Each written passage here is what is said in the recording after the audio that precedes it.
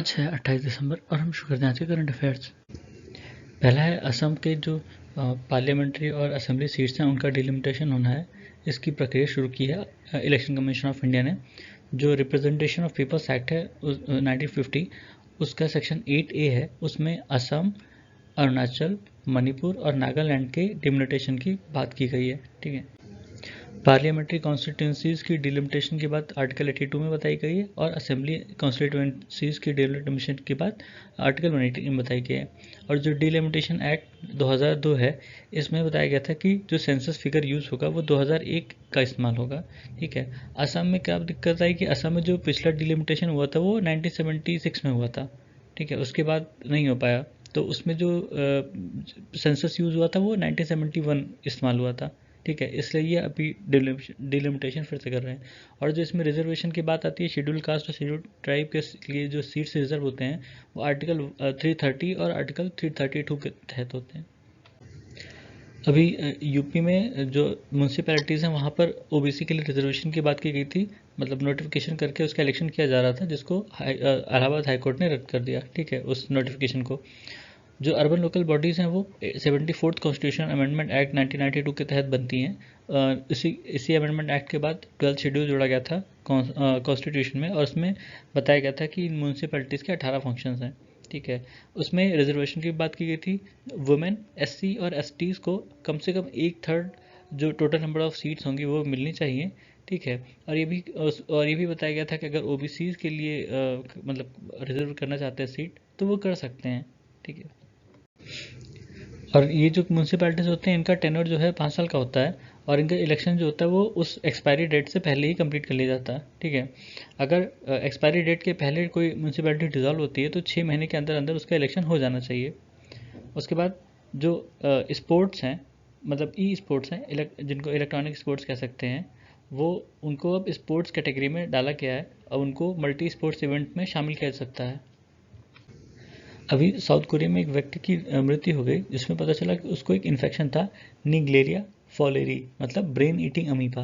ये जो निग्लेरिया फॉलेरी है ये ह्यूमन को इन्फेक्ट करता है। पहली बार ही खोजा गया था 1965 में ऑस्ट्रेलिया में, और ये जो वार्म फ्रेश वाटर बॉडीज़ होती हैं उसमें पाया जाता है, जैसे हॉट स्प्रिंग वगैरह होती हैं, हॉट स्प्रिंग हो गया, रिवर्स लेक्स। ऐसा माना जा रहा है कि क्योंकि ग्लोबल टेम्परेचर बढ़ रहा है तो इनके बढ़ने के चांसेस ज़्यादा हैं। ठीक है, ये मतलब इनका जो सबसे उत्तम समय कहते हैं उत्तम टेम्परेचर होता है पैदा होने का या बढ़ने का, वो 46 डिग्री सेल्सियस है। मतलब जैसे जैसे टेम्परेचर बढ़ेगा इनकी जो सर्वाइबिलिटी है वो बढ़ जाएगी। ठीक है, ह्यूमन में ये नाक के थ्रू अंदर जाते हैं और ये ट्रैवल करते करते दिमाग तक जाते हैं। ठीक है, और ये दिमाग खाते हैं इसलिए आदमी मर जाता है। निग्लेरिया फॉलेरी के कारण जो इन्फेक्शन होता है उसको कहते हैं प्राइमरी अमीबिक मेनिंगो इंसेफ्लाइटिस। ठीक है, जिसको शॉर्ट फॉर्म में पीएम कहा गया। पीएम के जो सिम्टम्स हैं वो मेनिंजाइटिस की तरह ही होते हैं। इनके ट्रीटमेंट कोई ऐसा फिक्स नहीं है, मतलब कुछ कॉम्बिनेशन ऑफ ड्रग्स इस्तेमाल किए जाते हैं इनको ट्रीट करने के लिए।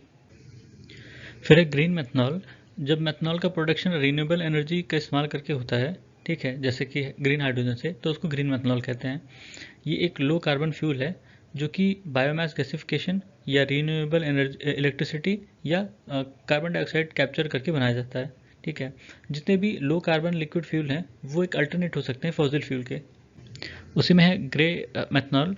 ग्रे मेथनॉल का मतलब होता है कि जब मेथनॉल का प्रोडक्शन नेचुरल गैस या कोल का इस्तेमाल करके बनाया गया। ठीक है, ये नॉन रिन्यूएबल नहीं होता और क्लीन एनर्जी के कैटेगरी में भी नहीं आता।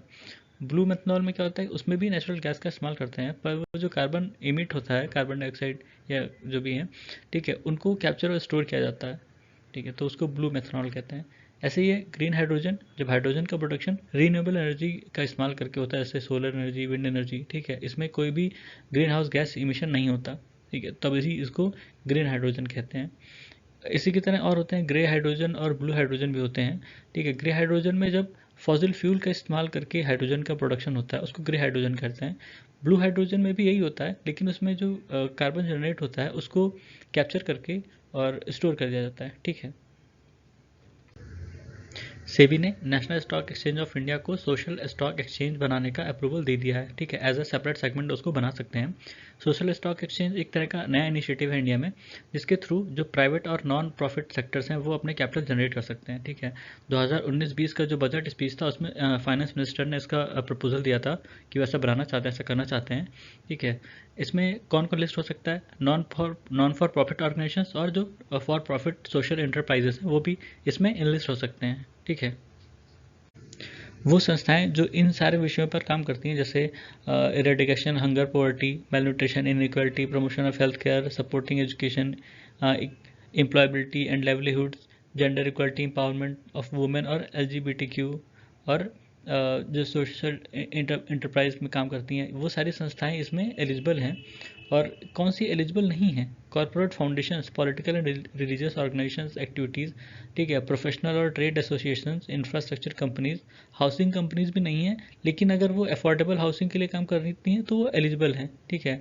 मिनिमम साइज़ 1 करोड़ मांगा गया है और जो सब्सक्रिप्शन का है वो 2 लाख के लिए। फिर इंडिया और ADB बैंक ने साइन किया एक MOU $125 मिलियन का अर्बन सर्विसेज के लिए तमिलनाडु में, ठीक है। ADB की बात करें, एशियन डेवलपमेंट बैंक, ये 1966 में बना था एशिया पैसिफिक के डेवलपमेंट के लिए, ठीक है।